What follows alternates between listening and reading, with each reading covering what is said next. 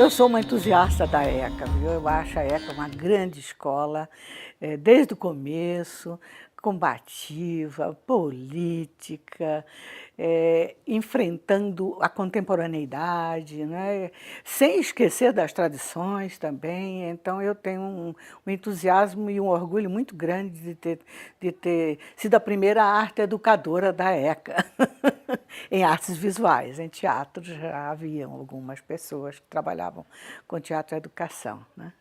A minha escolha por direito já não foi uma primeira escolha. A minha primeira escolha seria sido medicina, mas eu perdi meus pais muito cedo, com 3 anos e 6 anos. Fui criada pela família da minha mãe, que é uma família muito tradicional do Nordeste, da aristocracia canavieira decadente do Nordeste, que era ainda, portanto, mais conservadora, porque já não tinha dinheiro, mas então não, a única coisa que realmente as famílias se seguravam era com a tradição. Então, as tradições não podiam ser rompidas. Então, você imagina, eu fui a primeira mulher da minha família a fazer um curso superior, quando todos os homens, desde a época do Império, tinham um curso universitário. Meu bisavô, por exemplo, se formou em medicina, e meu avô em direito, então todos os homens, meu pai em engenharia, e etc. Quer dizer, a tradição era uma tradição universitária da família. Mas para mulher tinha que eu brinco muito com meus primos, dizendo que eu fui educada para dar o golpe do baú, porque como a família não era rica, mas tinha prestígio, então se supunha que eu pudesse fazer um bom casamento.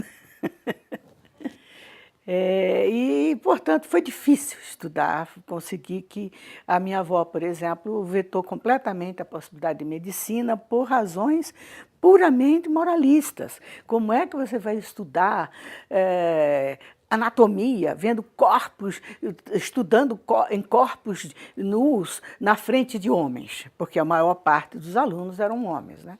E aí foi aquela linha da proibição mais baseada em emocionalismo. Então, acabou, não vou fazer mais isso. Me restava o quê?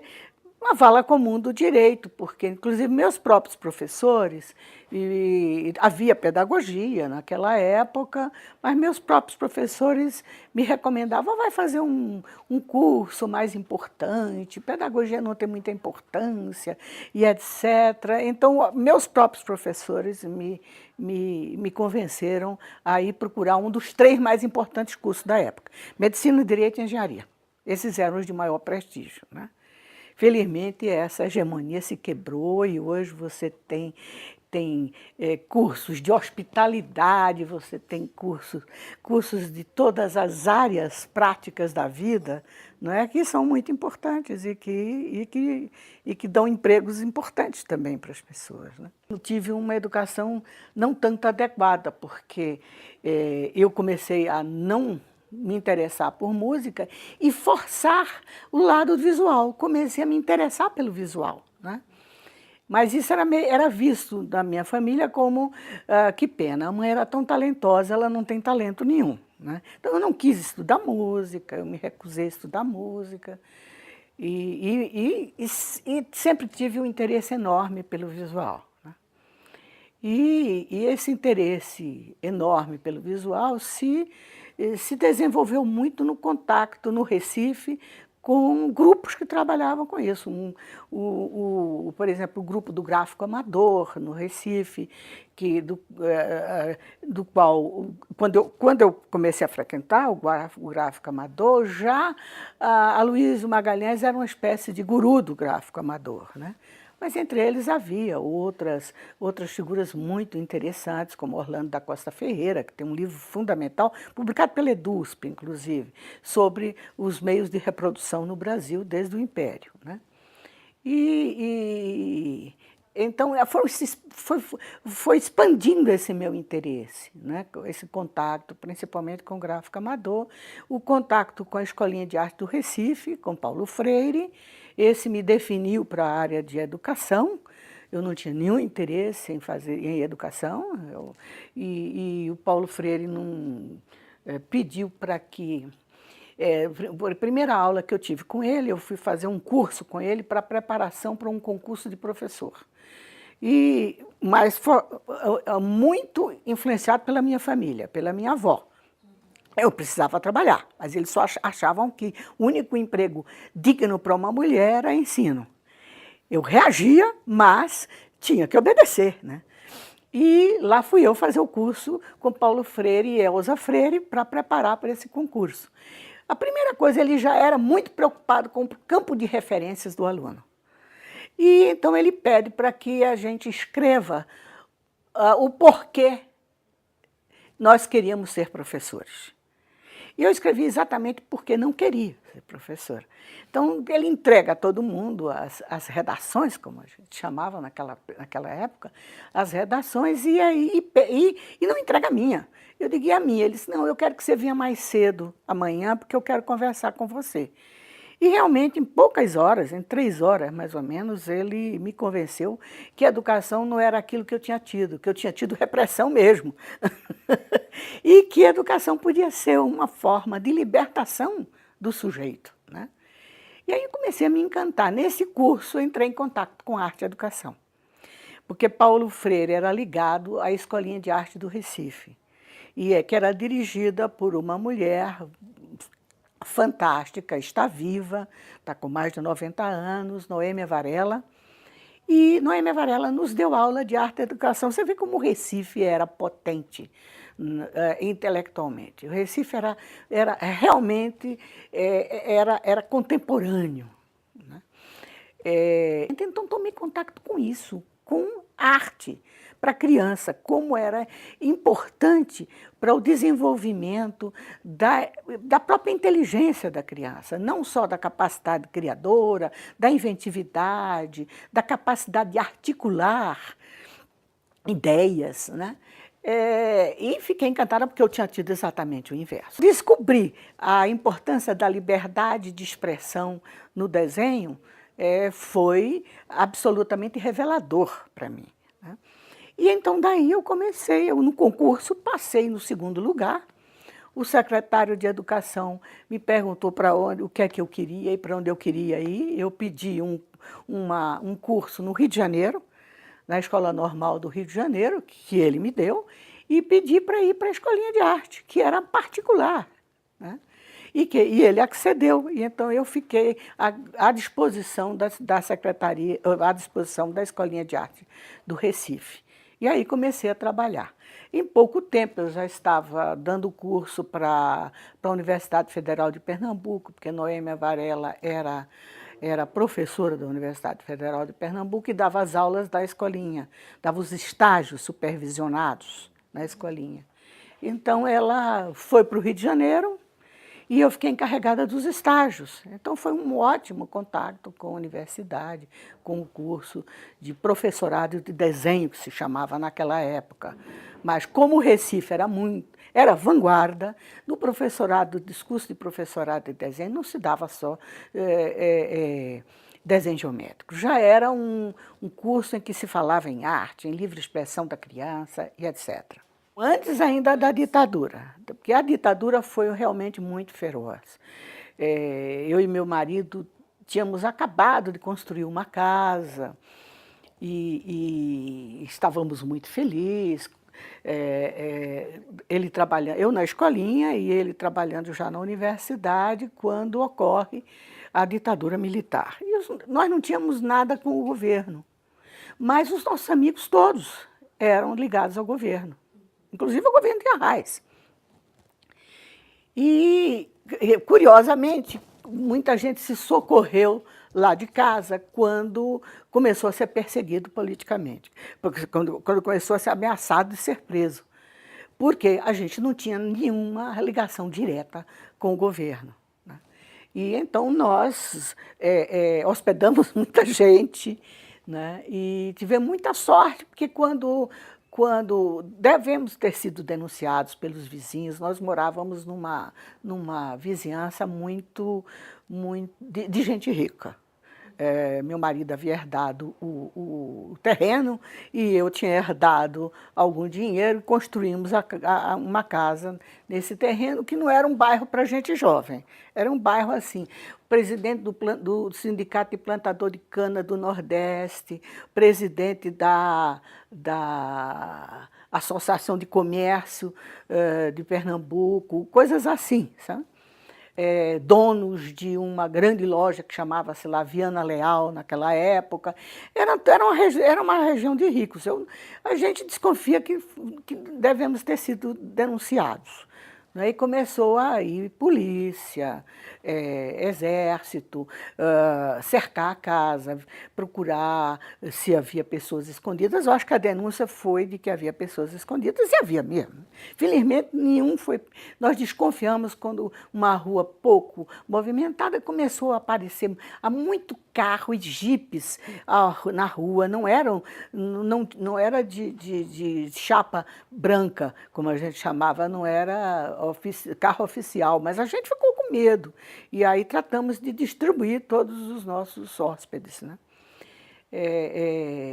Aí não aguentamos mesmo, fomos para a Universidade de Brasília, que naquele momento tinha demitido, o governo tinha demitido 9 professores da Universidade de Brasília, e o Darcy, de lá de fora, dizia: recomponham isto, não se demitam, se mantenham, isso é passageiro. A ideia é que o golpe era passageiro, né? E então a gente tem que se manter nos postos, lutando e tal. E então nós fomos para a Universidade de Brasília.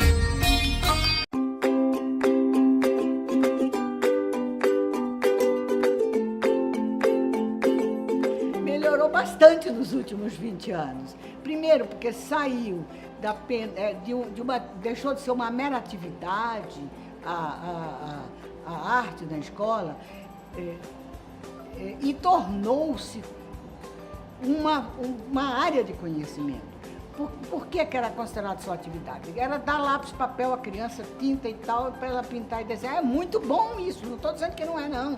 É maravilhoso que a criança tem autonomia de desenhar o que quer, de pintar o que quer, de fazer o que ela quer, de brincar como ela queira também. Brincar é outra atividade importantíssima. Mas, além disso, se acrescentou à escola o ver arte. Esse acrescentamento foi fundamental, porque a criança passa a ver a arte, ver a imagem, não só da arte, mas a imagem da publicidade, ser capaz de ler criticamente essa imagem.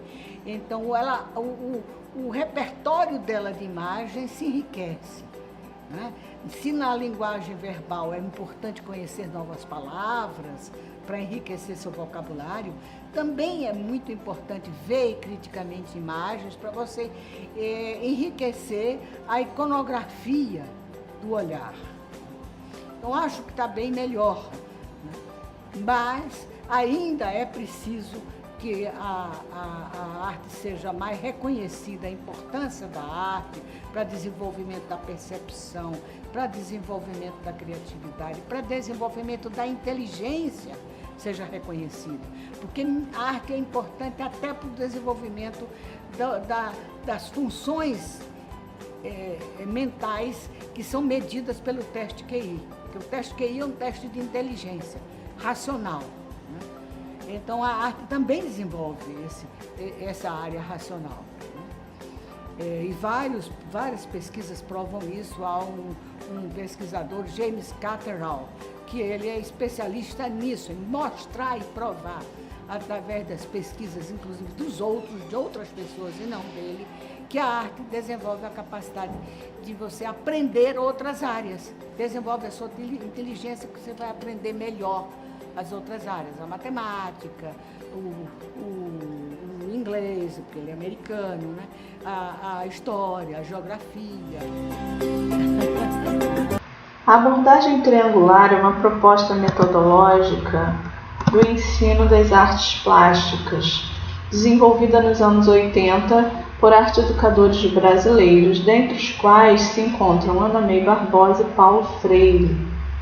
Essa proposta ela é muito utilizada nos dias de hoje e faz muito sucesso no meio da arte e educação. Essa proposta ela compreende 3 pilares, sendo representada pela figura do triângulo. Na base desse triângulo, nós temos a história da arte, ou contextualização, e a leitura da obra. E no ápice do triângulo, nós temos o fazer artístico, como ponto de destaque dessa proposta. Vamos falar um pouquinho sobre a história da arte. A compreensão do momento histórico e do tipo de sociedade e cultura da época que uma obra foi criada, o movimento artístico e os dados da vida do artista traz um novo sentido para a leitura dessa obra. Essa contextualização ela é essencial para situar o aluno nesse momento histórico, nessa sociedade, nessa cultura, nesse movimento artístico. E como os fatos da vida do artista influenciaram aquela composição, aquele tipo de composição. Essa contextualização leva o aluno a perceber a importância de determinadas obras para o patrimônio artístico e cultural da humanidade, ter respeito por esse patrimônio e o desejo de conservação do mesmo. A leitura da obra, ou leitura estética, nada mais é do que a crítica de arte. É um momento de apreciação e inferência. Quando o aluno, segundo o seu repertório, a sua percepção e a sua sensibilidade, vai declarar a sua impressão sobre a obra. É importante que essa primeira leitura seja posteriormente acrescida de dados estéticos e históricos sobre a vida do artista, sobre a obra, para que possa compreender por que o artista concebeu a obra como é. Após a junção de todos esses dados, uma segunda leitura por parte do aluno se faz necessária. Nesse segundo momento, sua leitura se faz de maneira menos crua, mais completa, contextualizada, não totalmente leiga e com certeza mais sensível e respeitosa. O fazer artístico é o momento em que o aluno assume o papel de artista. Após a apreciação de obras de arte, onde é feita a análise histórica e estética, é proposta ao aluno uma releitura ou uma criação original. A releitura não se trata de uma cópia, mas de uma versão da obra criada pelo aluno, ao passo que a criação original não deve também ser desvinculada dos conhecimentos adquiridos em todo o processo. Tal produção deve ser influenciada pela estética e poética utilizada pelo artista. Segundo Ana May Barbosa, não há uma ordem específica de se trabalhar os 3 pilares. O professor é quem deve decidir como se dará o processo, podendo se iniciar pela história da arte, fazer artístico ou leitura da obra, tanto faz. Nossa proposta é que os 3 pilares sejam trabalhados numa mesma aula, iniciando com a apreciação, que é a leitura da obra, inserindo-se a contextualização, que é a história da arte, e prosseguindo com uma segunda leitura. Imediatamente após, estando o aluno impregnado com todo o prazer estético, sensibilidade e conhecimento, prossiga para o fazer arte. E ainda após o fazer artístico, nós sugerimos uma reflexão sobre o seu próprio fazer, que é o momento em que o aluno vai falar sobre a obra que ele criou, vai refletir sobre a sua criação, vai expor a sua ideia.